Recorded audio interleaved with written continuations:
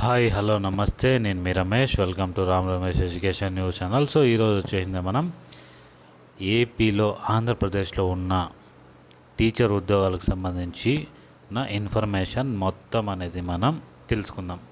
So దానికంటే ముందు మన ఛానల్ ఎవరైతే కొత్తగా విజిట్ చేస్తున్నారో తప్పకుండా లైక్ చేసి షేర్ చేసి సబ్స్క్రైబ్ చేసుకోండి.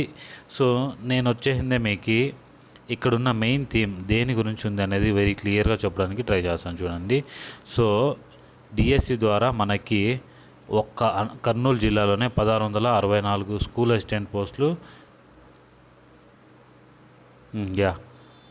తర్వాత వచ్చేసిందే మనకి ఇక్కడ చూడండి 571 పోస్టులు వచ్చేసింది. వీటికి అదనంగా రెసిడెన్షియల్ మున్సిపల్ స్కూల్కి సంబంధించి టోటల్గా చూసుకున్నట్టయితే మనకి కర్నూలు జిల్లాలో 2217 ఉపాధ్యాయ పోస్టులు ఖాళీగా ఉన్నాయన్నమాట. సో ఇక్కడ చూసుకున్నట్టయితే మనకి ఇది ఎక్కడెక్కడి నుంచి ఎలా ఉంది ఈ విషయం మనం చూసుకున్నట్టయితే కనుక మనకి సో ఇప్పుడు వచ్చేసింది మనకి మ్యాక్సిమం జగన్మోహన్ రెడ్డి గారు అధికారంలోకి రాకముందు 2019 ఆ కాలంలో, మేబీ 2018 ఆ కాలంలో అనుకుంటా, మెగా డిఎస్సి వదులుతాము, మేము 25,000 పోస్టులు భర్తీ చేస్తామని చెప్పడం జరిగింది. ఊదరగొట్టి జనాలందరినీ డిఎస్సి అభ్యర్థులని బాగా నమ్మించి మోసగించి వాళ్ళ గొంతులు అయితే కోయడం జరిగిందనమాట. ఈ విషయం ఈ వీడియో చూస్తున్న ప్రతి ఒక్కరికి తెలుసు. సో మీరందరూ కూడా ఈ వీడియోని షేర్ చేసి మీ ఓటు అనే ఒక ఆయుధంతో ఈ గవర్నమెంట్కి మీరందరూ కూడా సమాధానం చెప్తారని నేను ఆశిస్తున్నాను. సో ఏదేమైనా సరే ఇక్కడున్న ఇన్ఫర్మేషన్ మనం చూద్దాము. సో ఇక్కడ వచ్చేసిందే మనకి రాష్ట్ర వ్యాప్తంగా వచ్చేసిందే 4057 టీచర్ పోస్టులు మాత్రమే భర్తీ చేస్తామని చెప్పడం జరిగింది. ఇక్కడ వచ్చిన ఇన్ఫర్మేషను. బట్ కాకపోతే మొన్న జరిగిన మంత్రివర్గ సమావేశంలో శ్రీ బొత్స సత్యనారాయణ గారు మనకి 6100 పోస్టులు ఇస్తామని చెప్పి నోటిఫికేషన్ చెప్పడం జరిగింది. అంతకుముందు ఇచ్చిన నోటిఫికేషన్లన్నీ కూడా 2008, అంతకుముందు 1998 నోటిఫికేషన్లు ఏవైతే మిగిలిపోయినారో వాటన్నింటిని కూడా కాంట్రాక్ట్ బేసిక్ కింద తీసుకురావడం జరిగింది.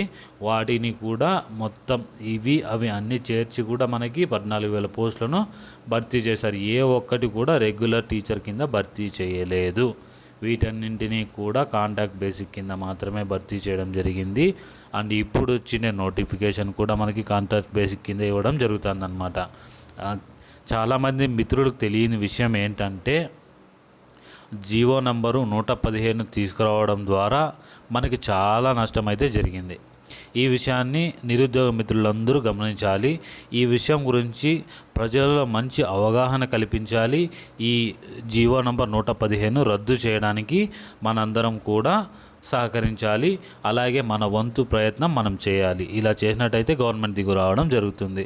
సో ఇక్కడ మనం చూసుకున్నట్టయితే ఇప్పుడు వచ్చేసిందే ఒక కర్నూలు జిల్లాకు తప్ప ఇంక వేరే జిల్లా ఏ జిల్లాలోనూ పోస్టులు అధికంగా లేవు. సో నేను మీకు కావాలంటే రోస్టర్ అనేది ఎండింగ్లో చూపిస్తాను ఈ వీడియోలో మీకు. సో దానికంటే ముందు కూడా మనకి ఇక్కడ ఈ కర్నూలు జిల్లాలో ఎక్కడెక్కడ ఎన్నెన్ని నోటిఫై చేశారనే విషయం మీకు వెరీ క్లియర్గా చూపించాలనుకుంటున్నాను. స్కూల్ అసిస్టెంట్ లాంగ్వేజ్ 1కి వచ్చి 84, స్కూల్ అసిస్టెంట్ లాంగ్వేజ్ 2 వచ్చింది 113. సో ఇక్కడ చూసుకున్న ఇంగ్లీష్కి వచ్చింది 43, మ్యాథ్స్కి వచ్చింది 73, next physical science 44, school assistant biological science 44, school assistant social studies 35, next వచ్చేది ఫిజికల్ ఎడ్యుకేషన్ వచ్చింది 135. టోటల్గా చూసుకున్నట్టయితే హెచ్జిటి 1614 అనమాట. సో కన్నడ మీడియం వచ్చింది 32. టోటల్గా చూసుకున్నట్టయితే 2217. ఓకేనా. ఇక్కడ మనం ఈ విషయాన్ని చూసాం. ఓకే, నెక్స్ట్ ఇంకో జిల్లా చూద్దాం మనము.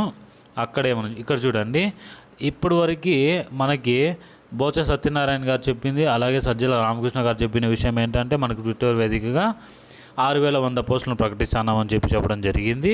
సో ఇక్కడ చూస్తే ఇప్పుడు వరకు మనకి గవర్నమెంట్ గుర్తించిన పోస్టులు ఏంటంటే 4057 పోస్టులు మాత్రమే గుర్తించింది.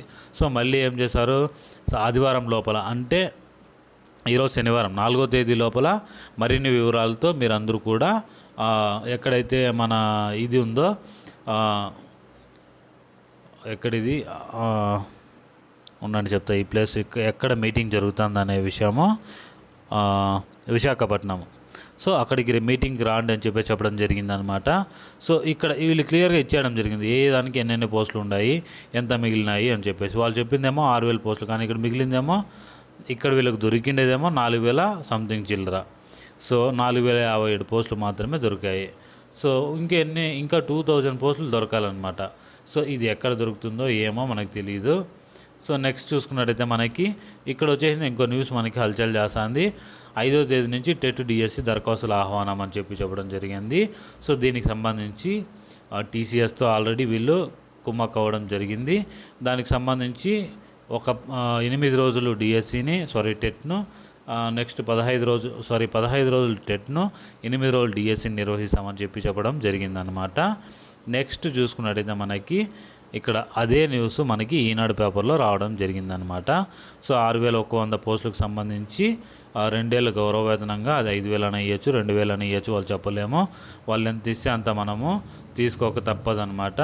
సో ఇది వచ్చే గవర్నమెంట్ భరించవచ్చు, లేకపోతే లేదు, వాళ్ళైనా ఇలాగే మేనేజ్ చేయొచ్చు.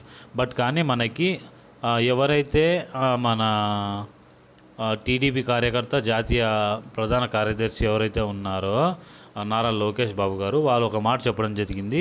అది కన్నా నేను మీకు పేపర్ రూపంలోనే ఇక్కడ చూడండి. నారా లోకేష్ బాబు గారు మనకి ఇక్కడ ఏం చెప్పడం జరిగింది, మేము రాగానే జీవో 115 ఎత్తివేస్తాము, ఓకేనా. వేల టీచర్ పోస్టులను మాయం చేసేశారు. సో అప్రెంటిస్షిప్ విధానం రద్దు చేసి పూర్తి స్థాయిలో పే స్కేల్ను అమలు చేస్తాము. టీడీపీ జాతీయ ప్రధాన కార్యదర్శి లోకేష్ బాబు గారు ఈ మాట మనకు చెప్పడం జరిగిందనమాట. సో నాకు తెలిసినంతవరకు ఇప్పుడున్న ప్రభుత్వం కంటే ఇంతకు ముందున్న ప్రభుత్వమే బెటర్ అని నేను అనుకుంటున్నాను. సో మీకు తెలుసు ఈ విషయము, మీరు ఆలోచించేంత క్యాలిబర్ మీకు కూడా ఉంది. సో నేను ఏ ప్రభుత్వం గురించి నెగిటివ్గా మాట్లాడాలనే ఉద్దేశం నాది కాదు. కాబట్టి నేను మీకు ఏం చెప్తున్నానంటే, మనకు తెలిసినంతవరకు ఏ ప్రభుత్వం ఎంత ఉద్యోగాలను భర్తీ చేసింది, ఎవరి ప్రభుత్వంలో మనం బాగా టీచర్ ఉద్యోగాలకు సంబంధించి మాత్రము మంచిగా ఇది చేసిందనే విషయం ప్రతి ఒక్కరికి తెలిసిన విషయమే. దీని గురించి నేను మళ్ళీ మీకు క్లారిటీగా చెప్పాల్సిన అవసరం లేదు, ఎందుకంటే మీకు తెలుసు అనమాట, మీరు మంచి ఏదో చెడు ఏదో గ్రహించగలరు. So thank you so much. Please like, share and do subscribe our YouTube channel. జై హింద్.